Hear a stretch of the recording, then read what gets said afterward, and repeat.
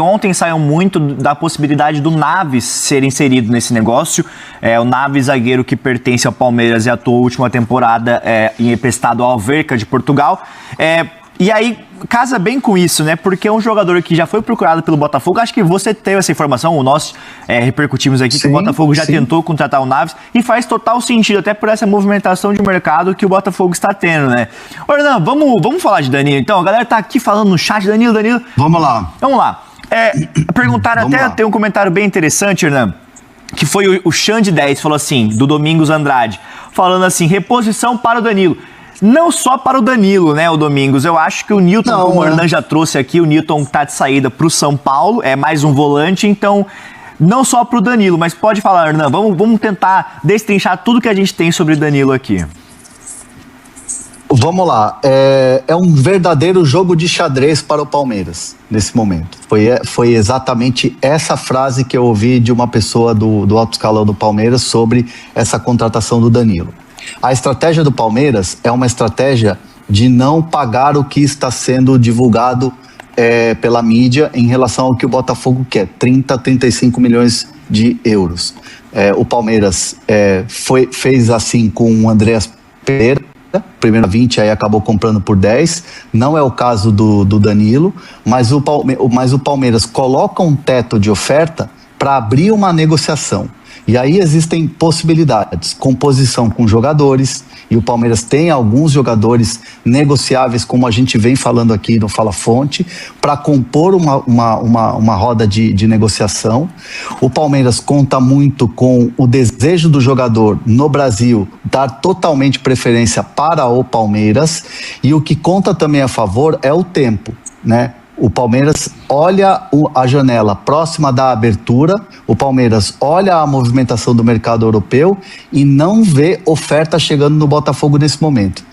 O Newcastle pode querer, o Fulham tá de olho e tal. O que tem é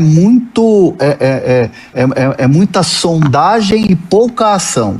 A ação um pouco mais contundente que teve foi do Zenit, que não é interessante nem para o staff do Danilo e nem para o próprio Danilo. Então, assim, os movimentos eles vão acontecer lentos e são movimentos certeiros. O Palmeiras vê o Danilo como uma opção nessa janela, não vai fazer baciadas de contratações, não vai contratar 3, 4 jogadores. O Danilo é o plano A, o plano B e o plano C, por desejo do Abel Ferreira, e que quer que o Palmeiras faça esse esforço para ter um jogador que encaixaria muito bem no time e faria o time crescer ainda mais no campo. Imagina um meio-campo com Marlon Freitas, Andreas e Danilo, é o que o Abel Ferreira quer para o Palmeiras nesse momento. Então, assim, o Palmeiras vai ficar quietinho, vai ficar esperando todos os movimentos e trabalhar essa contratação do Danilo como se fosse um jogo de xadrez. A partir do momento em que você 25, como bem trouxe aqui o Daniel Bocato, possibilidade num segundo momento de colocar um jogador no negócio e fazer com que o Botafogo, que precisa vender e que é pouco provável que o Danilo continue no Botafogo, fazer disso grandes trunfos para poder fazer essa contratação. Estamos falando aqui que está fechado? Não. Estamos falando aqui que já está palavrado, que já tem uma negociação avançada? Não. O que a gente está falando é de uma estratégia do Palmeiras que tem sido assim no mercado, passo a passo, jogo de xadrez para contratar o Danilo. Às vezes dá certo, como já deu certo com o Andreas, como já deu certo com o Vitor Roque, e às vezes não dá certo como não deu certo com o Nino. Do jogo. Então o torcedor do Palmeiras vive essa expectativa aí, porque vem uma mini novela aí até a abertura da janela. Mandaram aqui no nosso chat, o Henrique Costa falou: Danilo não vai para o Palmeiras nem para o Flamengo. Eu acho difícil ele ir para o Flamengo, até por conta da informação que o Bruno Andrade trouxe aqui recentemente no Fala Fonte, que o Mengão não vai fazer grandes investimentos no mercado. Então, quando a gente fala de não fazer grandes investimentos, o Bruno Andrade também trouxe que não vai passar, por exemplo, de 20 milhões de euros. E o Palmeiras, como o Hernan trouxe aqui, eu também tinha essa informação, também não quer oferecer o que o Botafogo está pedindo. 30, 35, 40 milhões de euros. Até porque o desempenho do Danilo na Copa do Mundo Eu ia dizer, né, que o desempenho do Danilo na Copa do Mundo não correspondeu ao que o Botafogo estava esperando para o mercado, sabe, de transferências, para valorizar ele, aumentar o valor de mercado, na hora de negociar com o clube, pedir mais. E você falou do Newcastle e do Zenit, é verdade. Teve sondagens, mas não teve proposta na mesa. Então são sondagens. E o Zenit, como você bem alertou, eu também já trouxe aqui no Fala Fonte, não é um destino que o Danilo prioriza pela sequência da carreira. E o Newcastle, como você também trouxe um outro comentário aqui, é tudo um tabuleiro de xadrez. Porque se o Bruno Guimarães sai, aí o Newcastle vai buscar um volante. E aí o Danilo passa seu nome cogitado. Mas proposta não tem da Europa ainda. Vamos lá, essa questão do o Palmeiras não vai pagar 30, 35. É estratégia de negociação, gente. O Palmeiras é um tubarão no mercado. Eu já ouvi de dirigentes do alto escalão do Palmeiras assim, quando o Palmeiras entra numa negociação, tudo vale o dobro, tudo sobe, tudo inflaciona. É natural para times que têm grana. Quando o Flamengo entra numa negociação, pode perguntar para o Boto, pode perguntar para o BAP, o mercado se inflaciona. E aí sabe o que acontece? E é importante a gente falar isso. Por que o Palmeiras, no off, no papo ali, fala assim, não vamos pagar 35, isso aí é devaneio. Porque o Palmeiras sabe que se negociar num valor de 35 e isso for divulgado, a comissão começa a aumentar, a luva aumenta, o salário fica um pouquinho maior. E não é mercenário o Danilo. O Danilo é um profissional que tem todo um staff gigantesco por trás, os melhores, aliás. Ele trabalha para o escritório, ele é agenciado pelo escritório do Juliano Bertolini. Mas tudo inflaciona. É a comissão daqui, é a luva dali, é um pouquinho mais de salário, é uma premiação, ganha uma Libertadores, bate uma meta aí de 1 milhão. Então, assim, é natural o Palmeiras se colocar de uma maneira que não vai pagar 35. Vamos bater o teto aqui, 25. Mas aí a gente já vê e ouve nos bastidores papo de vai colocar um jogador para compor. Pô, se você colocar 25 e compor com um jogador que vale 10, quanto que vai dar? É matemática. Exato. Beleza, mas aí não vai pagar 25. Vai colocar um jogador e 8. Beleza, mas aí você tem metas a serem atingidas desse jogador que está indo, de repente, pro Botafogo. Então, assim, uma negociação, ela é complexa demais. E essa negociação do Danilo, ela tem muitas coisas complexas e muitas coisas que elas vão sendo vencidas, barreiras dia a dia. É o tal do jogo de xadrez que o dirigente me falou.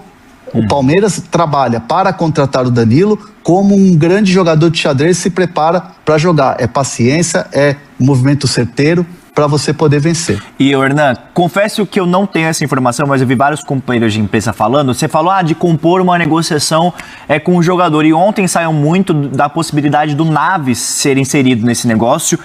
O Naves, zagueiro que pertence ao Palmeiras e atuou a última temporada emprestado ao Alverca de Portugal. E aí, casa bem com isso, né? Porque é um jogador que já foi procurado pelo Botafogo. Acho que você teve essa informação, nós repercutimos aqui, que o Botafogo já tentou contratar o Naves, e faz total sentido, até por essa movimentação de mercado que o Botafogo está tendo, né?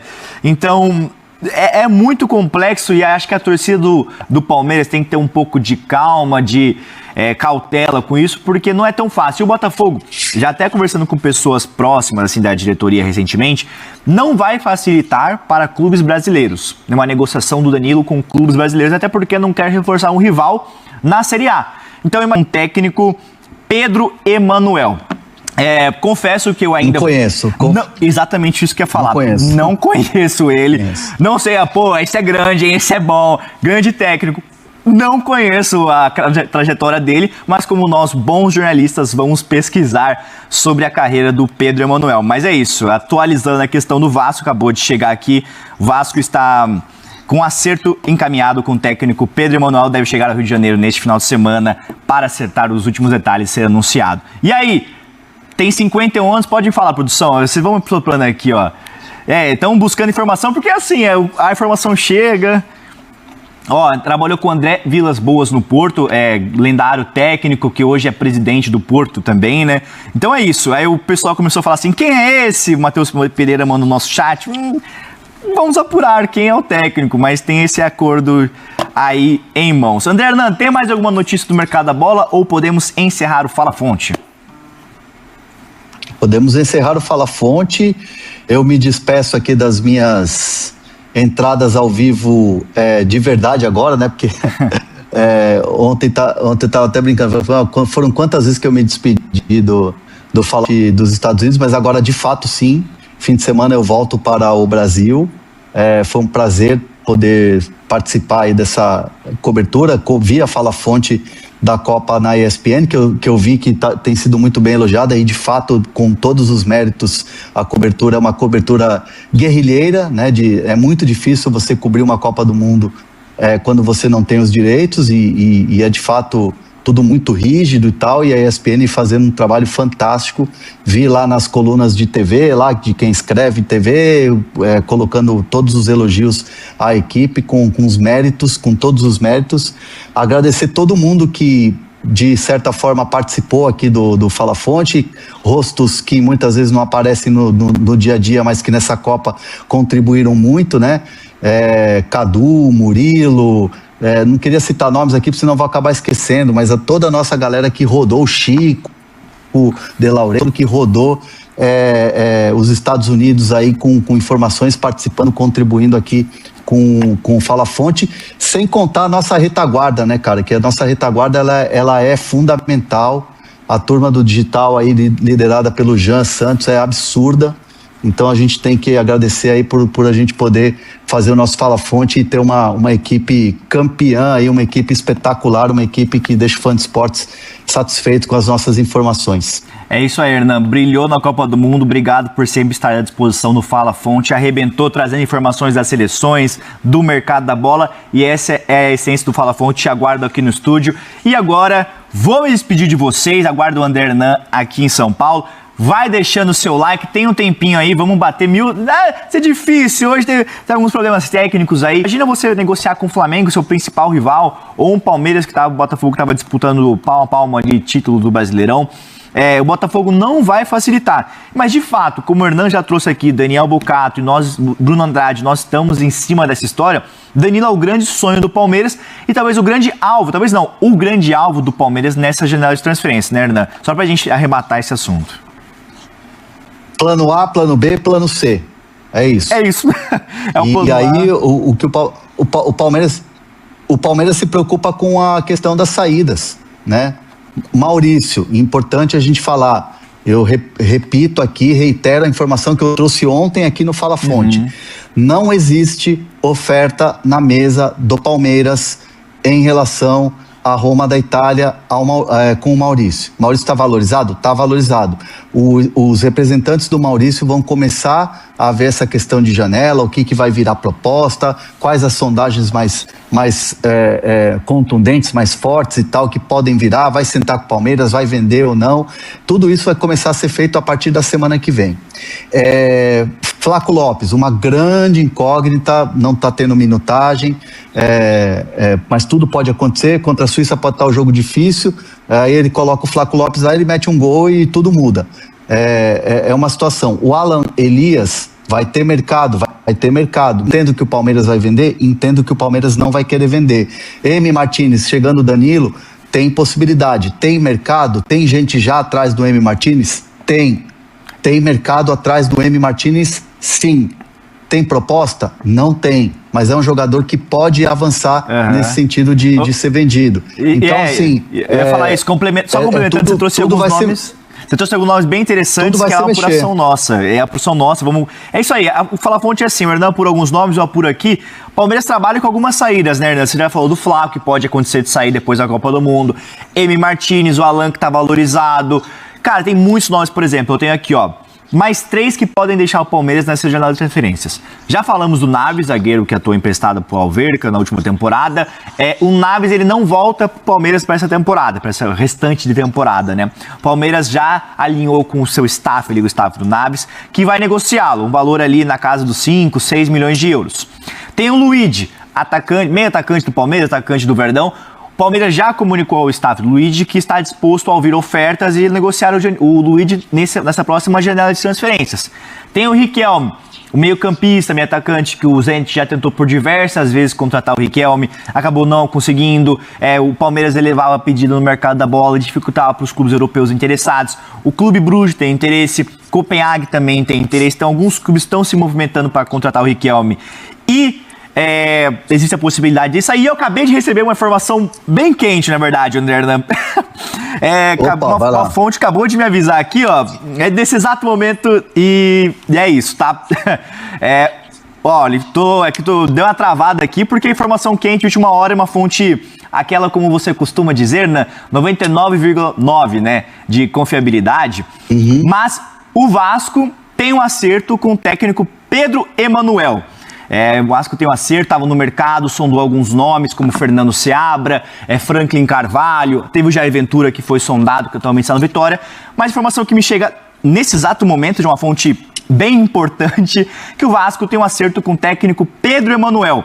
Ele estava a caminho do Al-Ettifaq, do futebol árabe, e gostou da proposta do Cruz Maltino e deve chegar nesse final de semana ao Rio de Janeiro para fechar os últimos detalhes, ser anunciado como o novo técnico do Cruz Maltino. Então, informação quente de última hora. O Fala Fonte é assim, né, André?